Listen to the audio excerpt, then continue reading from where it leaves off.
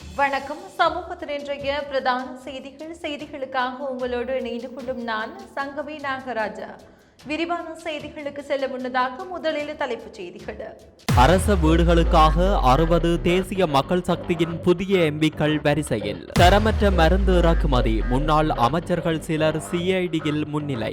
இலங்கையின் கடன் தர மதிப்பீட்டை அதிகரிக்கும் மூடிஸ் நிறுவனம். உயர்தர பரீட்சை மீண்டும் ஒத்திவைப்பு, புதிய திகதிகள் அறிவிப்பு. இலங்கையில் 12 பேரை பலியெடுத்த புயல், 3 லட்சத்துக்கு மேற்பட்டோர் பாதிப்பு, மூடப்பட்ட பல வீதிகள். வெள்ளத்தில் அடித்துச் செல்லப்பட்ட 7 பேரின் சடலங்கள் மீட்பு, அம்பாறையில் துயரம். அனுர அரசை வீழ்த்த ஜோதிடர்களை நாடும் முன்னாள் அரசியல்வாதிகள், வெளியான தகவல். முன்னாள் பிரதி அமைச்சர் சேகு இஸ்ஸதீன் காலமானார். மீன்பிடிக்க சென்ற தந்தை மரணம், மயிரிழையில் உயிர் தப்பிய மகன். எமது பார்வையாளர்களின் மாபெரும் ஆதரவுடன் சமூகம் செய்திகள் 3 லட்சம் பார்வையாளர்களை பெற்றுள்ளது. எமது வேண்டுகோளுக்கு இணங்க சமூகம் நியூஸ் சேனலை சப்ஸ்கிரைப் செய்த அனைத்து அன்பான உறவுகளுக்கும் மனமார்ந்த நன்றிகள்.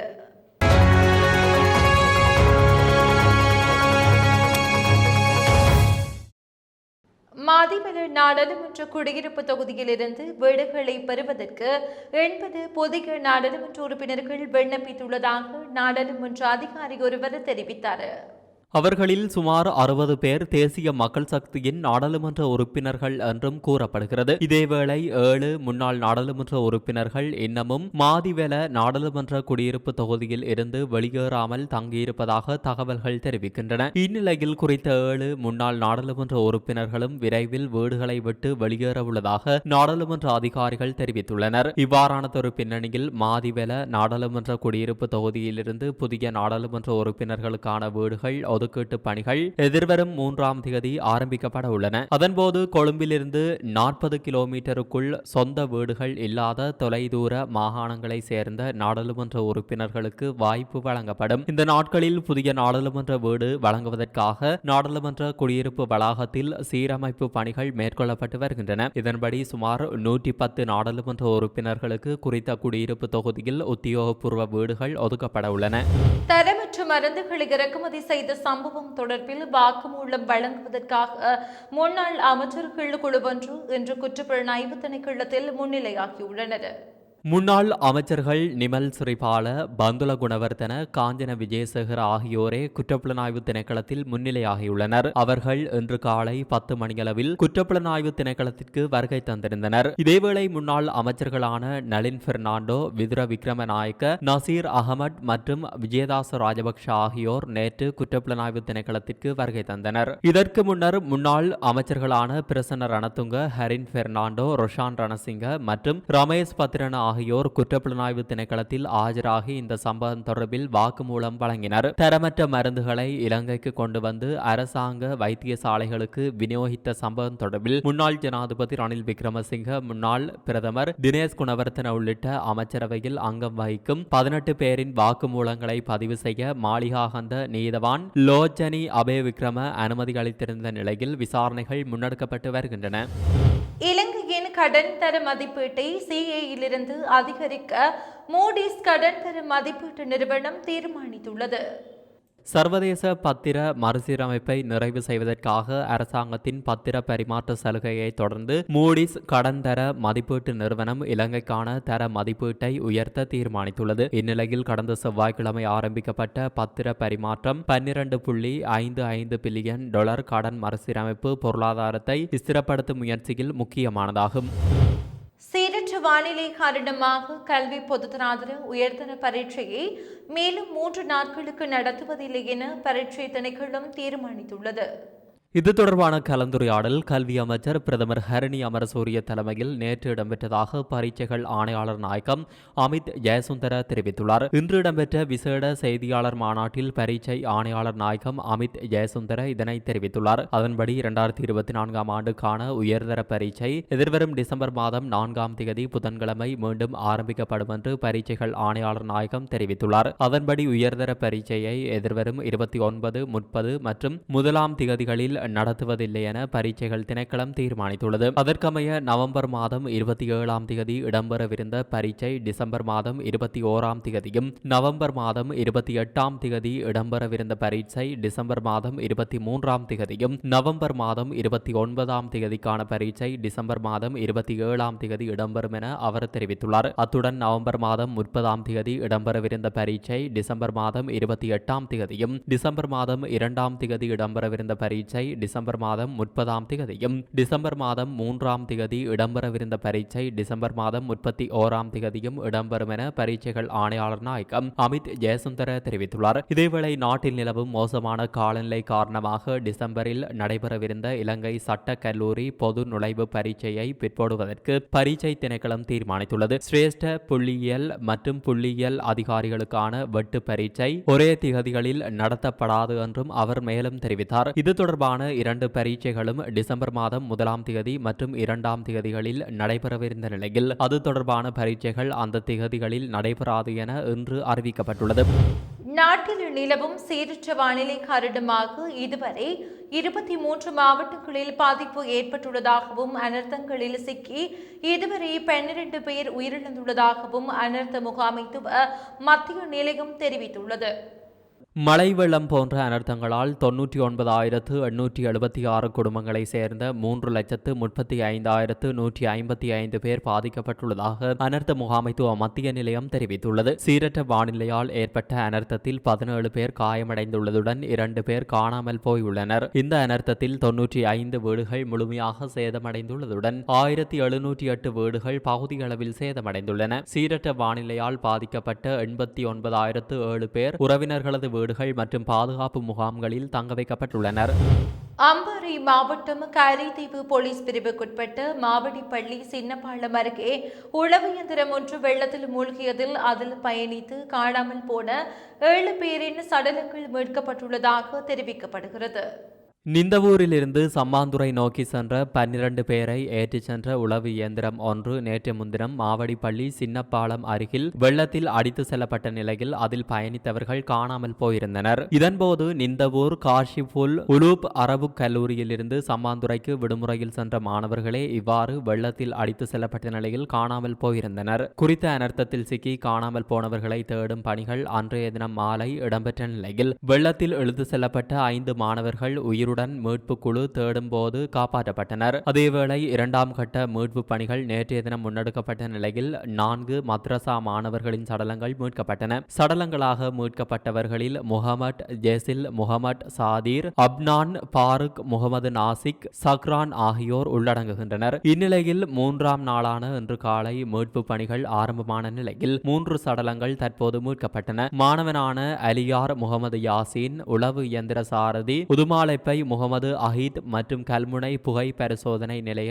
ஊழியர் அஸ்மீர் ஆகியோரே இவ்வாறு சடலங்களாக மீட்கப்பட்டனர். அந்த வகையில் இதுவரை மொத்தமாக 7 சடலங்கள் மீட்பு குழுவினரால் மீட்கப்பட்டு சம்மாந்துறை ஆதார வைத்தியசாலைக்கு அனுப்பி வைக்கப்பட்டுள்ளன. குறித்த சடலங்கள் மீதான மரண விசாரணைகளை திடீர் மரண விசாரணை அதிகாரி அப்துல் ஹமீட் அல் ஜவாஹீர் மேற்கொள்வதுடன் பிரேத பரிசோதனைகள் முடிக்கப்பட்டு ஜனாசாக்கள் அவர்களின் குடும்பத்தினரிடம் கையளிக்கப்பட்டு வருகின்றமை குறிப்பிடத்தக்கது. சீரற்ற காலநிலை காரணமாக போக்குவரத்து மட்டுப்படுத்தப்பட்ட யாழ் ஏனையன் வீதியின் போக்குவரத்து வழமைக்கு திரும்பியுள்ளது.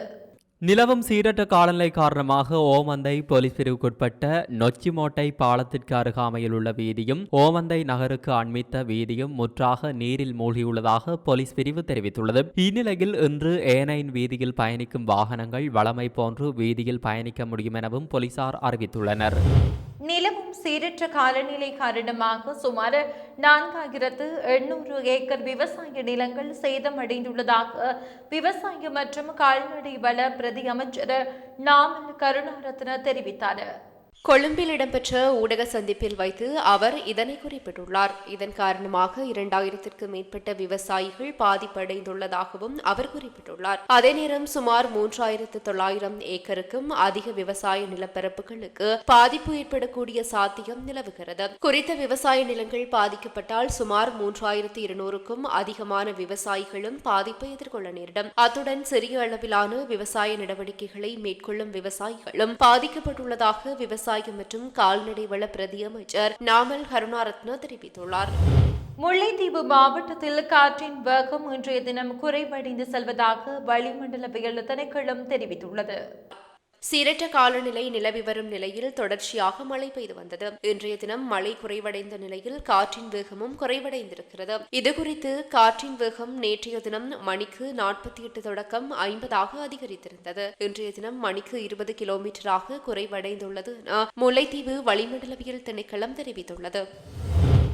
சமகால அனுர அரசாங்கம் எவ்வளவு காலம் நீடிக்கும் என்பது குறித்து முன்னாள் அரசியல்வாதிகள் ஆலோசித்து வருகின்ற நிலையில் இதற்காக தமது ஆஸ்தான ஜோதிடர்களிடம் ஆலோசனை பெற்று வருவதாக தென்னிலங்கை தகவல்கள் தெரிவிக்கின்றன. பொதுத் தேர்தலின் போது சரியான முறையில் செயற்பட்ட போதும் தாம் தோல்வியடைந்துள்ளதாக பல முன்னாள் நாடாளுமன்ற உறுப்பினர்கள் மனவேதனையில் உள்ளனர். இந்நிலையில் மீண்டும் தாம் நாடாளுமன்றம் செல்ல என்ன செய்ய வேண்டும் என்பது குறித்து ஆராய்ந்து வருகின்றனர். கடந்த அரசாங்கத்தில் பிரபலியமாக இருந்த பல அரசியல்வாதிகள் ஜோதிடர்களின் இல்லங்களில் முகாமிட்டுள்ளதாக தெரிய வருகிறது. தற்போதைய அரசாங்கத்தை தோற்கடிக்க வழிமுறைகள் உள்ளதா என்பது குறித்தும் பலர் பரிசீலித்து வருவதாக அரசியல் மட்ட தகவல்கள் தெரிவிக்கின்றன. ஸ்ரீலங்கா முஸ்லிம் காங்கிரசின் முன்னாள் தவிசாளரும் முன்னாள் பாராளுமன்ற உறுப்பினரும் முன்னாள் பிரதியமைச்சருமான எம்.எச். சேகு இஸ்ஸதீன் காலமானார். சுகையினமுற்றிருந்த நிலையில் அக்கரைப்பற்றில் இன்று வியாழக்கிழமை அவர் காலமானார். எம்.எச். சேகு இஸ்ஸதீன் இணைந்த வடகிழக்கு மாகாண சபையின் முதலாவது எதிர்க்கட்சி தலைவர் என்பதும் குறிப்பிடத்தக்கது. பொதுமக்களுக்கு உதவுவதற்கான முக்கிய அம்சங்களுக்கு இடமளிக்கும் வகையில் இலங்கை போலீஸ் திணைக்களம் தனது உத்தியோகபூர்வ இணையதளத்தை புதுப்பித்துள்ளது. புதுப்பிக்கப்பட்ட இணையதளமான www.police.lk பொது பாதுகாப்பு அமைச்சர் ஆனந்த விஜயபாலவின் தலைமையில் நேற்று ஆரம்பித்து வைக்கப்பட்டுள்ளது. போலீஸ் நடவடிக்கைகளின் உத்தியோகபூர்வ புதுப்பிப்புகளை பகிர்வதை தவிர இந்த இணையதளம் பொதுமக்கள் புகார்களை தாக்கல் செய்யவும் போலீஸ் அனுமதி பதிவுகளுக்கான விண்ணப்பங்களை சமர்ப்பிக்கவும் அனுமதிக்கும். இந்த புதிய இணையதளத்தில் ஏனைய அம்சங்களையும் உள்ளடக்குவதற்கான நடவடிக்கைகள் மேற்கொள்ளப்பட்டு வருவதாக இலங்கை போலீஸ் திணைக்களம் தெரிவித்துள்ளது. வவுனியா திருநாவட்குளம் பகுதியில் தொடர்ந்தும் வெள்ள நிலைமை ஏற்பட்டு வருவதனால் அதற்கு நிரந்தர தீர்வு காண வேண்டும் என வன்னி பாராளுமன்ற உறுப்பினர் சே. திலகநாதன் கோரிக்கை விடுத்ததோடு அவர்களுக்கான காணி உறுதி பத்திரங்களையும் வழங்குவதற்கு ஆவணம் செய்ய வேண்டும் என தெரிவித்துள்ளார். வவுனியா மாவட்ட விசேட ஒருங்கிணைப்பு குழு கூட்டம் இன்று பிரதி அமைச்சர் உபாலி சமரசிங்க தலைமையில் இடம்பெற்ற போதே இக்கோரிக்கையை அவர் முன்வைத்துள்ளார். இது தொடர்பில் அவர் மேலும் தெரிவிக்கையில், வவுனியா திருநாவட்குளத்தில் தொடர்ந்தும் வெள்ளப்பெருக்கு ஏற்பட்டு வருகிறது. அங்கு இருக்கின்ற வடிகால் முன்புறமாக அகலமாகவும் பின்புறமாக ஒடுக்கமாகவும் காணப்படுவதனால் வெள்ள நீர் விரைவாக வழிந்து ஓட முடியாமல் உள்ளது. இதன் காரணமாகவே கிராமத்திற்குள் வெள்ள நீர் சென்று வீடுகளுக்குள்ளும் செல்ல வேண்டிய நிலைமை காணப்படுகிறது. இப்பகுதியில் சிலர் மதில்களை கட்டி வைத்திருக்கிறார்கள். எனவே அவற்றை அகற்றி வெள்ள நீர் ஓடுவதற்கு ஏற்பாடுகள் மேற்கொள்ளப்பட வேண்டும். இது மாத்திரமின்றி இங்கு சுமார் 20 வருடமாக மக்கள் வசிக்கிறார்கள். இன்னும் அவர்களுக்கான காணிக்கான எந்தவித ஆவணங்களும் இதுவரை கிடைக்கப்பெறவில்லை. இதன் காரணமாக அவர்கள் வீடுகளுக்கு கூட காப்பீடு செய்ய முடியாத நிலையில் வெள்ள அபாயத்திற்குள் இருக்கிறார்கள். எனவே அவர்களுக்கான காணி ஆவணங்களை வழங்குவதற்கு விரைந்து ஏற்பாடுகளை மேற்கொள்ள வேண்டும் என தெரிவித்துள்ளார். இது தொடர்பில் கருத்து தெரிவித்த மேலதிக மாவட்ட செயலாளர், குறித்த பகுதியில் உள்ள குளம் தற்போது விடுவிக்கப்பட்டிருக்கிறது. இதன் காரணமாக அவர்களுக்கு காணிக்கான ஆவணங்களை விரைவில் வழங்குவதற்கு ஏற்பாடு செய்ய முடியும் என தெரிவித்தார். இதன்போது மாவட்டத்தின் 4 பிரதேச செயலாளர் பிரிவுகளிலும் ஏற்பட்டுள்ள வெள்ள பாதிப்புகள் தொடர்பாகவும் பாதிக்கப்பட்ட பகுதிகளில் முன்னெடுக்கப்பட வேண்டிய மேலதிக நடவடிக்கைகள் தொடர்பாகவும் கலந்துரையாடப்பட்டது. குறித்த கூட்டத்தில் பாராளுமன்ற உறுப்பினர்களான ரிசாட் பதியுதீன், காதர் மஸ்தான், ஜெகதீஸ்வரன், ரவிகரன், திலகநாதன், சத்தியலிங்கம் மற்றும் அரசு அதிபர் P.A. சரதசந்திர, பிரதேச செயலாளர்கள், அனர்த்த முகாமைத்துவ அதிகாரிகள், போலீசார், ராணுவ தரப்பு உட்பட பலர் கலந்து கொண்டிருந்தனர். சீரற்ற காலநிலையிலும் யானோயா முகத்துவாரத்திற்கு அருகில் மீன்பிடித்துக் கொண்டிருந்த நபர் படகு கவிழ்ந்ததில் உயிரிழந்துள்ளார்.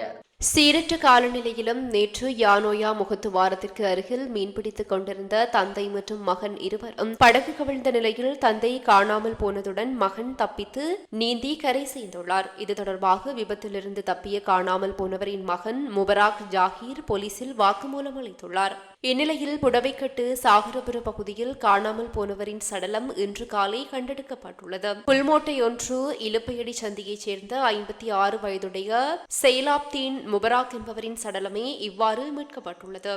சம்பவம் தொடர்பிலான மேலதிக விசாரணைகளை புல்மோட்டை போலீசார் மேற்கொண்டு வருகின்றனர். பலத்த காற்று மற்றும் கடல் சீற்றம் காரணமாக இந்த நாட்களில் மீன்பிடி நடவடிக்கைகளில் ஈடுபட வேண்டாம் என அறிவிக்கப்பட்டிருந்த மீன்பிடி நடவடிக்கைகளில் ஈடுபட்டமையினால் இந்த துயரம் சம்பவித்துள்ளமை குறிப்பிடத்தக்கது. இத்துடன் சமூகத்தின் பிரதான செய்திகள் நிறைவு பெறுகிறது. தொடர்ந்தும் சமூகத்தோடு இணைந்திருங்கள். நன்றி. இது போன்ற செய்திகளை தெரிந்து கொள்ள சமூகம் நியூஸ் சேனலை சப்ஸ்கிரைப் செய்து அருகில் உள்ள பெல் பட்டனை கிளிக் செய்யுங்கள். மேலும் இது போன்ற செய்திகளை உடனுக்குடன் தெரிந்து கொள்ள சமூகமீடியா.com என்ற இணையதளத்தின் வாயிலாகவும் எங்களுடன் இணைந்திருங்கள்.